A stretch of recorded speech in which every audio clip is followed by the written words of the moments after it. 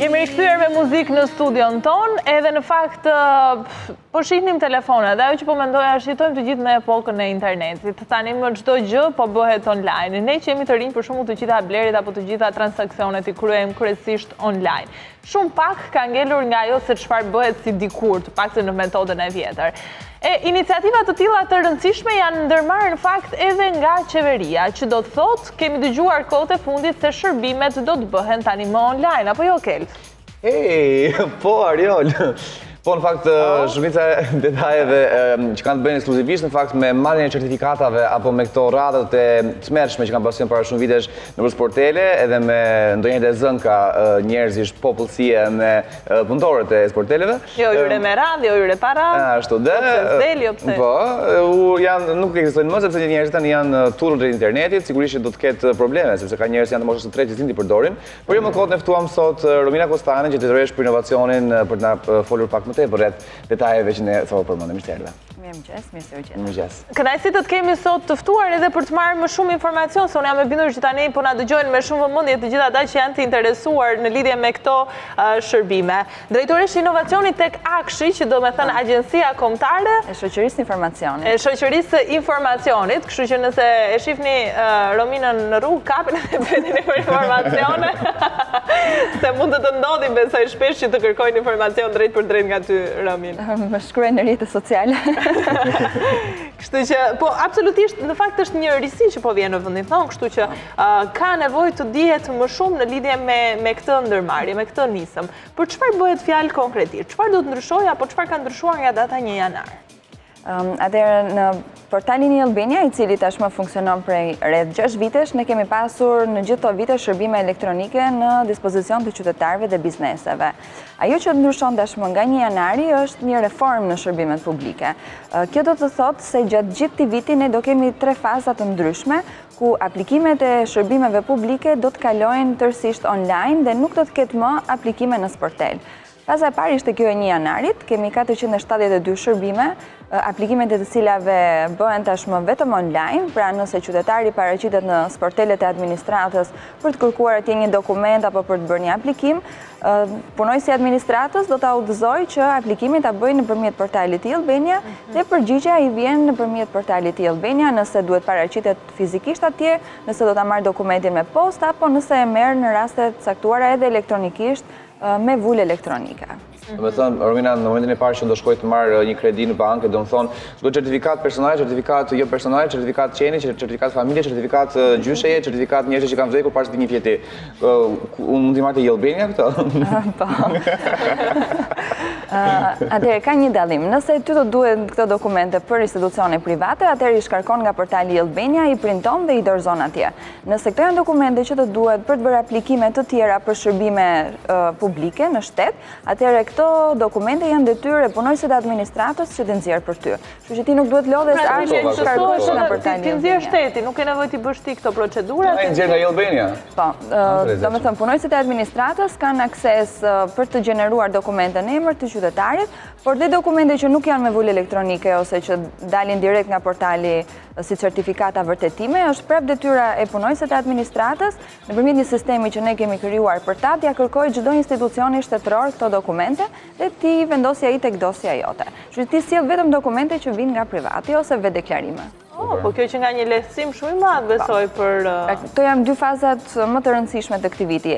Kryerja e aplikimeve vetëm online për shërbimet publike dhe e dyta që e lehtëson shumë herë më shumë qytetarin është eliminimi i nevojës për të mbledhur dokumentet nga një zyrë në një zyrë. Sepse shteti tashmë duhet komunikoj vetë me brenda tij dhe t'i gjejë këto dokumente për qytetarin pa i lodhur atë.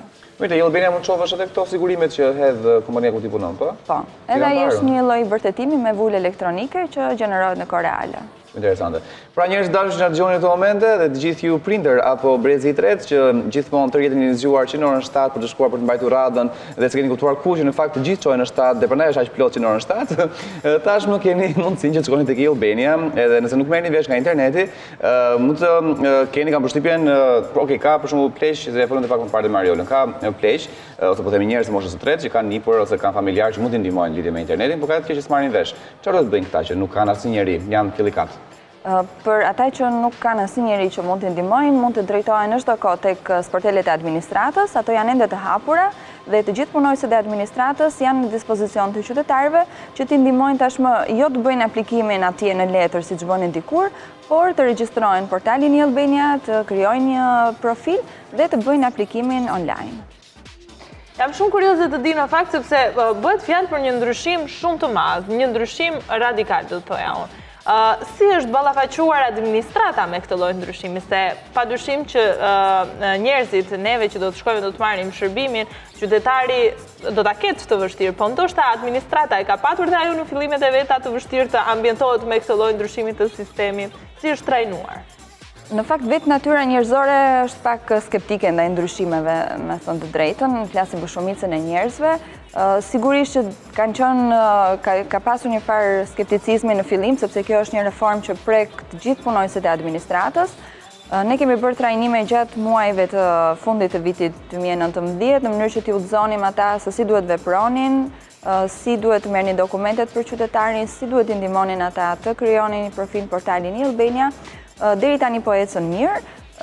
Kemi një sektor të dedikuar për asistencë që ndihmon jo vetëm qytetarët që mund të kenë nevojë, por edhe punojësit në rast se ata mund të kenë dhe vështirësi ose paqartësi ende sepse jemi ende në fillimet e këtij procesi. Implementimit të sistemit të ri. Jam shumë kurioze ta di, keni marrë nga një vend i caktuar i botës këtë lloj sistemi, ka vende të tjera që aplikojnë, besoj edhe më të zhvilluara se Shqipëria që aplikojnë një sistem të tillë apo?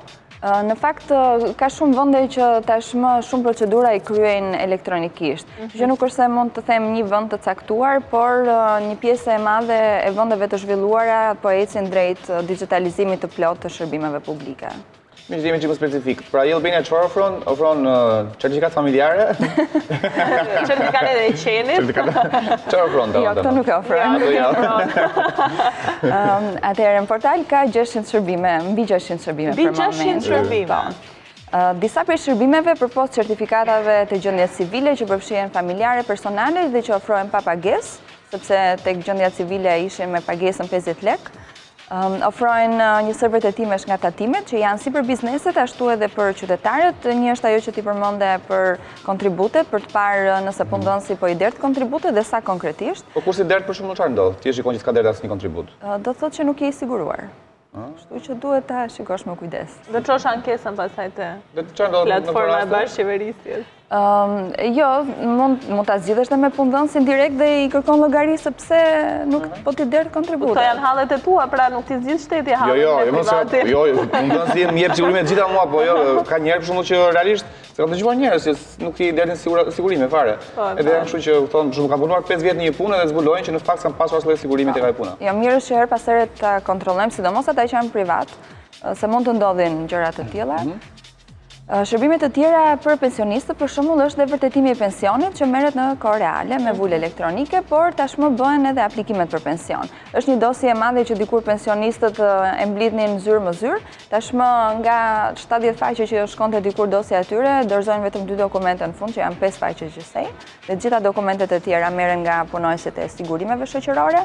2 risi të tjera të këtij viti kanë qenë edhe 2 vërtetime për automjetin, është një vërtetim mjeti dhe një vërtetim drejtues mjeti. Këto kanë qenë me pagesë, por tashmë ju është hequr pagesa prej 200 lekësh dhe ofrojnë pa pagesë në portalin i Albania, është me reformën e 1 janarit. Vërtetim që ke patent, domethënë vërtetim drejtuesi mjeti. Dikur meshin me pagesë këto lloj shërbimesh, ndërsa tani do të ofrohen pa pagesë përmes ndryshimit dhe revolucionit. Vërtetim që ke patent, po patentën e kam xhepun, pse do të vërtetim? Po ka raste që nevojitet në raste aplikon për shërbime të caktuara, nevojitet një vërtetim i patentës se nuk do të dorëzosh patentën origjinale. Po ka një vërtetim që vërteton që ky vërtetim është i vërtet? E di si vërtetohet që ky vërtetim është i vërtet? Merret telefoni, në fund të çdo dokumenti, vula elektronike ka një QR kod, e skanon me çdo lloj aplikacioni që skanon QR kod dhe ajo të çon tek faqja e Albanias, ku të shfaqet dokumenti origjinal. Dhe ti mund të krahasosh nëse ky dokumenti që ti ke përpara është plotësisht i përputhshëm me dhënat që të shfaqen online. E tmerrshme që pyetja e kemi të qëndronte. Gjithmonë i dhe qëndroni. Interesant shumë. Si ka reaguar publiku? Si ka reaguar qytetarët ndaj një ndryshimi të tillë? Kemi marrë shumë komente pozitive, sidomos në rrjetet sociale, sepse ato janë vendet ku ne ndërveprojmë me qytetarët. Shumë prej tyre dhe sidomos dhe ata që janë jashtë, thonë është i lehtësim shumë i madh, sepse dhe atyre ju është dashur të udhtonin me kilometra të tëra për të vajtur në konsullata, edhe për shqiptarit jashtë vendit ne ofrojmë 38 shërbime konsullore që ju kursejnë orët e punës që dikur i linin, merrnin leje, ditë, kilometra, gjithçka tjetër. E tjerë. Dhe vetëm komente pozitive kemi marrë. Ka një numër konkret, Romina, sa njerëz janë bashkuar që janë bërë pjesë e këtij portali? E kanë marrë si shërbim. Në portalin e Albania janë mbi 1 milion përdorues, por këta të krijuar në këto 5-6 vitet e fundit, ndërkohë që me reformën e 1 janarit unë mund të them sa aplikime janë bërë deri tani. Kemi rreth 3 javë i bie që ka filluar, janë mbi 120.000 aplikime online për shërbime publike. Shifra në fakt nëse do t'i krahasonim me të njëjtën periudhë një muaj më përpara ose një vit më përpara janë 3-4 fishuar. Super. Po nga 1 janari tamam çfarë ka ndryshuar konkretisht, Romin? Atëre, shërbimet që ne përmendëm pak më parë janë shërbime që tashmë merren vetëm online. Dhe nuk merren më në sportel. Një dokument tjetër me shumë impakt është dhe dëshmia e penalitetit që kërkohet kudo, si në institucione private, ashtu edhe në institucione shtetërore. Por përveç se ne ofrojmë tashmë këtë online me vulë elektronike, i është hequr dhe pagesa. Ka pasur një pagesë për 430 lekësh, e cila kryej në post, tashmë merret falas, pra pa pagesë, dhe nga 2 javë që priste qytetari, dhe për post që shkonte 2 herë në post, një herë për të aplikuar, një herë për të marrë dokumentin, tashmë e merr brenda 6 ditësh dhe pa dalë nga shtëpia fare. Gjuha që përdoret besoj është shqipja normalisht? Po, shqip. Nëse Nuk ka diskutim. unë jam i huaj dhe më jetoj në Shqipëri dhe kam në shtetësi? Po nuk mund të marrësh, kam përshtypjen dëshmi penaliteti kur je i huaj në Shqipëri, por për shqiptarët që janë jashtë vendit dhe që duan të marrin dëshmi penaliteti, e marrin si shërbim konsullor. Pra i drejtohen ambasadës duke aplikuar online. Marrësh dëshmi penaliteti te Krill Albania? Po. Kjo është kështu zgjidhja e gjithë hallet vetëm ja për gjithmonë. Në çdo punë që kam qenë, kam çuar kur dëshmi penaliteti by the way. Se historikisht më kanë dhënë dëshmi penaliteti, e se kam vrasë se do shumë kohë të dali. Madje isha me një shoqen time, me posti asollën, kishte pritur e shkreta dëshminë. Ky shtetësim shumë i madh. Pra, përgjithësisht si puna ime që s'keni çuar kurrë nëpër punën tuaj një dëshmi penaliteti, tash mund të shkojë te Krill Albania. Plotësoni dosin tuaj. Fiks do jeni plotësoheni tani, edhe ndjeni mirë veten tuaj edhe me punëdhënësin funditës që jepni ato dokumenta siç duhet. Shumë e rëndësishme kjo. E vërtet. Sa kohë duhet për ta marrë një shërbim të tillë? Nëse për shembull për dëshminë e penalitetit më përpara duheshin diku ke 2 javë, tani është 6 ditë. Është vetëm dokumentuar koha. Edhe për shërbime të tjera besoj? Për shërbime po, edhe për shërbime të tjera, përveç se për disa lloje aplikimesh që kërkojnë që duhet të mblidhen dokumente nga punojësi i administratës, që koha ka qëndruar njësoj, por thjesht qytetari është lehtësuar përveç se aplikon online, nuk merr dokumente shoqëruese nga një zyrë në një zyrë. Që dikur mund të shpenzonte 1 javë për shembull. Do të pyes për diçka, Romina. Për shembull, në momentin e parë që unë marr dëshminë penalitetit nga portali online i Albania. E printoj, kështu? Po. Në momentin e parë që e printoj dhe pa e printuar, unë e bëj screenshot të gjën në kompjuter dhe e çoj në Photoshop. Dhe aty ku lexon i pa dënuar, i dënuar, unë shkruaj i pa dënuar, i shtoj një gjë parë dhe bëj fiksi ajo. Ku ka vërtetësinë ky dokument që unë ja punëdhënësit? Kjo është ajo përgjigjja e pyetjes që ti bëre pak më parë. E QR po? Po, pra e vërteton përmes kodit. Çdo dokument me vulë elektronike që ne na vjen përpara, nëse duam të vërtetojmë autenticitetin, mjafton të kemi një telefon celular, smartphone ose tablet me një aplikacion që lexon QR kodet, e vendosim para, e skanojmë dhe direkt në telefon na hapet dokumenti origjinal dhe mund t'i krahasojmë të dyja. Që do të thotë bëhet i pamundur edhe falsifikimi në këtë rast. Vërtet që është i pamundur sepse nëse një dokument në letër edhe mund ta falsifikosh në një farë forme, për këtë është shumë e thjeshtë sepse mjafton të skanosh QR kodin edhe QR kodi ku është tek ajo letra që printohet? Po, në fund të letrës është një QR kod dhe thotë volosur elektronikisht nga Drejtoria e Përgjithshme e Burgjeve në këtë rast, ka orën dhe datën se kur është volosur nga sistemi. Po, Po pse s'mund ta fusun këtë QR-in kodin bashkë ashtu siç është, dhe ato pa dënuar ta heq. Po kur ta skanosh ti do të dali në telefon do të dali i dënuar, ndërsa në letër e ke i pa dënuar, kështu që do të vërtetojë se është kupton që nuk përputhen këto dokumente. Je dënuar. Pra kujdes. Jo, kam qenë në rajon për kështu për identiteti, po s'ka dënime. Përveç se kësaj, nëse një dokument e hap elektronikisht në PDF dhe nëse do ta dërgosh elektronikisht, në momentin që hiqet vula elektronike dhe bëhet ky marifeti që ti the, dalin mesazhe që nuk është e vlefshme. Domethënë nuk të del mesazhi që ky dokument ka një vulë elektronike, nëse nuk është ashtu i paprekur nga sistemi. Pra detyrimisht falsifikimi bëhet i pamundur. Kështu që për gjithë ju që ju dash ide për të bërë gjëra, mos e bëni se s'ja vleka. Nuk ja vlen. Jam kurioze të di, Romin, kush kanë qenë në thojza më të revoltuarit nga ky ndryshim drastik? Ata që çojnë që në orën 5 mëngjesit për të pritur radhën. Jo, më të revoltuarit do të thënë që nuk e kanë dashur një ndryshim të tillë. Në këtë kuptim. Jo, në fakt nuk është se ka pasur qytetar që ankohen, sepse ky është një proces që vetëm i lehtëson ata dhe nuk ju sjell vështirësi.